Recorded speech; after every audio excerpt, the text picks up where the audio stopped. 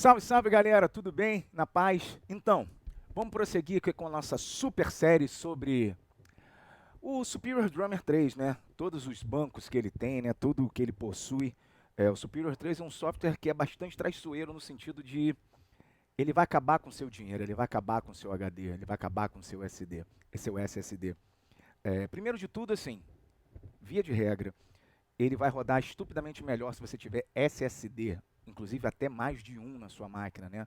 É, eu aqui trabalho com MacBook Pro, então eu tenho dois SSDs dentro do MacBook Pro. Cada um tem 1 TB de SSD, né? E na verdade já está ficando até pequeno, né? Já está ficando pequeno porque as expansões são muito grandes. A gente fez o primeiro capítulo aqui da nossa série foi sobre a Core Library do Superior Drummer, que é a livraria padrão. É a que vem, você precisa dela, ele só vai rodar com ela. Só que você tem duas Core Libraries. Eu falei apenas da básica, porque eu não ia ficar falando das demais. Porque a Core Library são 5 bateras, se eu não me engano. E só que a minha que eu tenho aqui, ela já tem 41, 42 GB. Eu tenho aqui no outro computador essa Core Library a completa, é o que eles chamam de full install. Ela tem 240 e alguma coisa giga. Eu nem vou usar isso, eu nem tenho. Eu tenho na outra máquina, o desktop eu tenho instalado. Mas na prática são os mesmos bancos, você tem mais presets, tem mais coisas, mas eu não vejo necessidade de ter no laptop, eu não vejo necessidade de ter isso.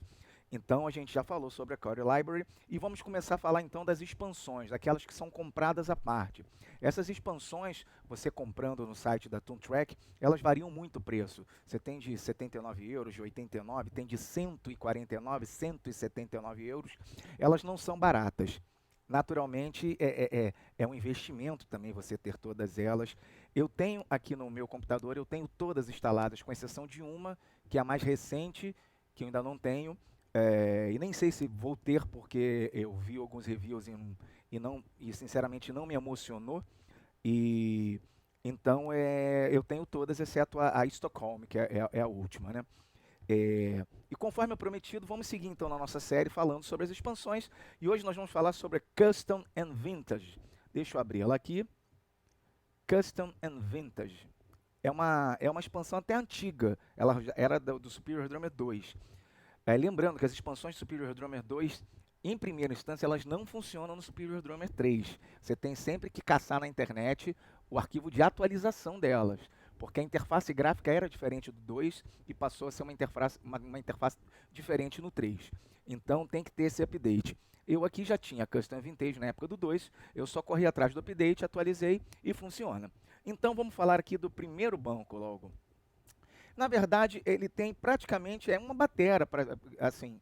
Não tem uma batera. Na verdade, tem várias, mas vamos lá.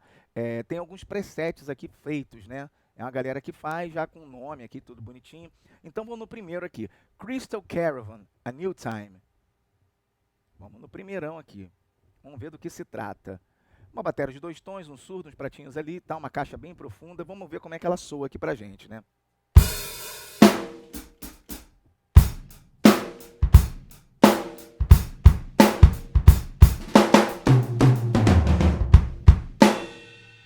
O engraçado é a nota Mi de fora, ó.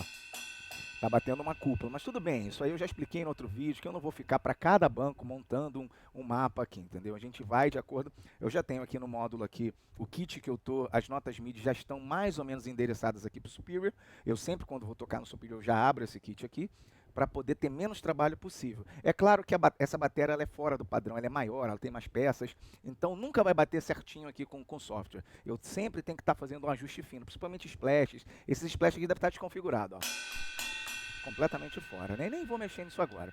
Vou mostrar a bateria como um todo. Esse primeiro banco, Crystal Caravan, A New Time. Interessante. Uma bateria, o nome da expansão já diz, Custom and Vintage, ou seja, são baterias custom, né, customizadas, e vintage, baterias antigas, ou seja, a sonoridade delas é para tocar essas coisas mais antigas. Quando você está produzindo, seja um cover, seja um artista que queira soar anos 60, anos 70, é por aí. O banco é mais ou menos esse assim, entendeu? Então vamos passar aqui para o próximo. Vamos lá. Na verdade, esses bancos foram feitos pelo Peter Henderson. Então vamos lá agora em outro banco aqui, Crystal Caravan Between. Vamos lá, vamos ver o que ele abre. Abriu também uma bateria de 2 tons, um surdo. Uma bateria mais sequinha, com menos punch.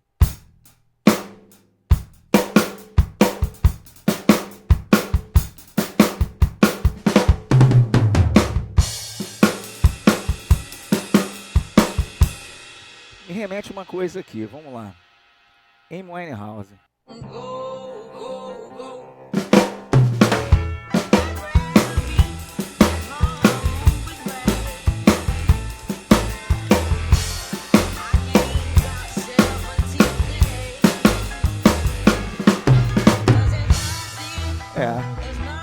Viu como é que tem tudo a ver? E quando a gente produz alguma coisa, né, seja pra gente, seja pra alguém, a gente tem que estar ligado.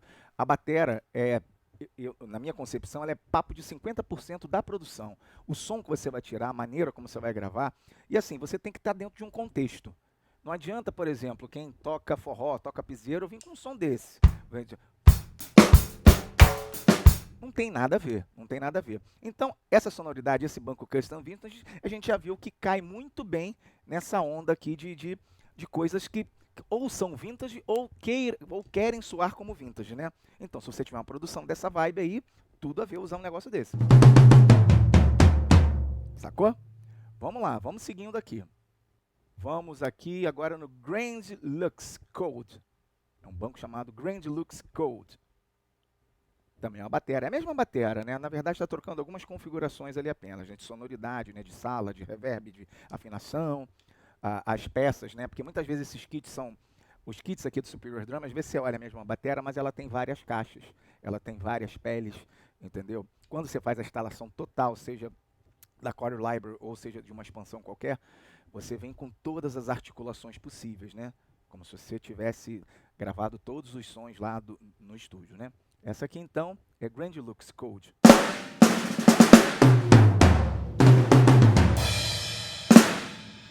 Isso aqui me ocorre também uma coisa. Vamos ver se dá certo aqui.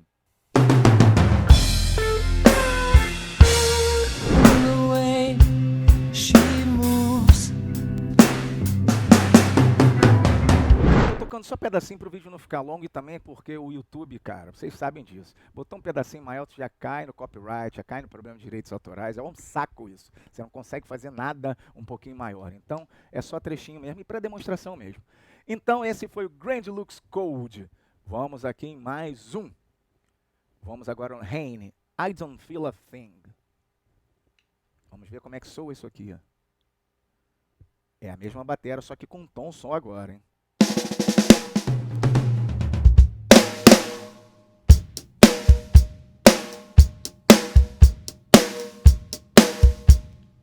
Legal, né? Sonzinho bem vintage mesmo, tem aquela sala, tem aquela vibe aquela coisa de... Olha como é que tem sala. Tem bastante sala. Isso também cabe uma canção aqui bacana, hein? Da antiga também. Só tô botando coisa antiga aqui para justamente ver como as coisas se encaixam, né? Uma sonoridade dessa antiga, ela vai cair bem junto com músicas antigas, né?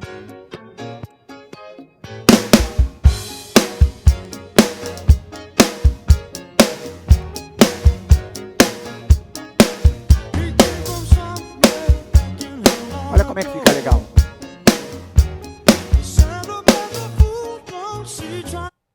Doobie Brothers, What a Fool Believes. Fica super legal, entendeu? Que é uma música meio 70, meio 80.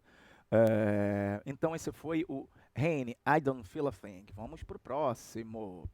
Talk of the Town. Haine, Talk of the Town. Vamos lá, tá abrindo. Aí já apareceu uma bateria super curtinha, né? Os tambores curtinhos, né? Pele porosa, alguns pratinhos. Vamos ver como é que ela soa.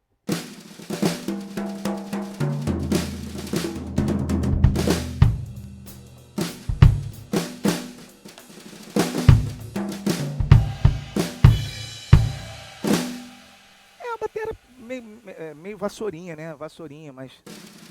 É vassourinha, sim. Poderia ser a Hot Rods, mas é vassourinha. Aí o que você precisar nessa onda vintage tocado por esse tipo de baqueta vai cair como uma luva. Vamos lá. Damped. Vamos ver que kit é esse, que som é esse. Abri uma bateria de 3 tons, bonita, uma outra bateria, né? Aqui é aquela vibe, aqui no Brasil, nos anos 70, gravava muito assim, né? Que esses tons tem... Eu fiz um drum cover da Elis, né? Do Como Nossos Pais. O som dos tons, aquelas gravações da Elis, né? A MPB como um todo, Clube da Esquina, os sons de bateria eram muito isso. É aquele som.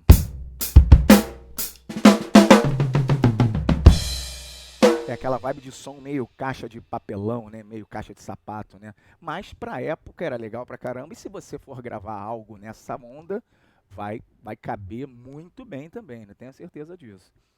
Vamos lá. Open Outlaw. Já abriu outra bateria, uma caixa diferente, inclusive.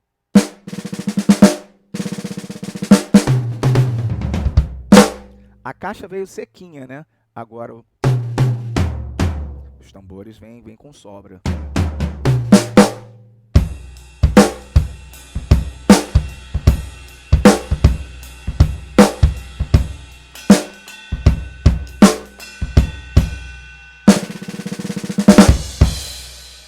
Interessante também, dentro dessa proposta de vintage, né? Baterias vintage.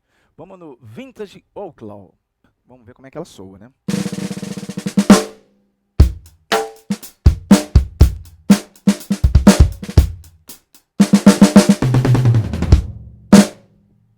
Interessante, né? Caixa bem sequinha. Aí a diferença quando você tem pad bom, olha aqui. Você tem inclusive Positional Sense.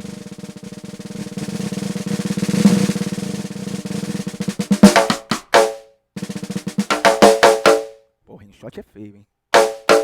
É, tudo bem. Interessante, né? Esse foi o Vintage Outlaw. E vamos aqui agora na Noble Cooler. Noble Cooler é uma bateria americana da pesada. Eu, particularmente, ouvi uma Noble Cooler uma vez aqui na minha vida, uma caixa da Noble Cooler aqui no Brasil. Eu não conheço ninguém que tenha.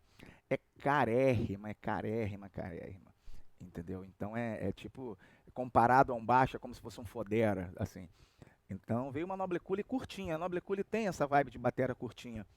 O Paul McCartney, quando veio a primeira vez no Brasil, a batera dele, que é Chris alguma coisa, ele veio com uma batera não sei se foi GMS ou Noble Cooler, mas também com os tambores bem curtinhos. É um bumbo esquisito, né?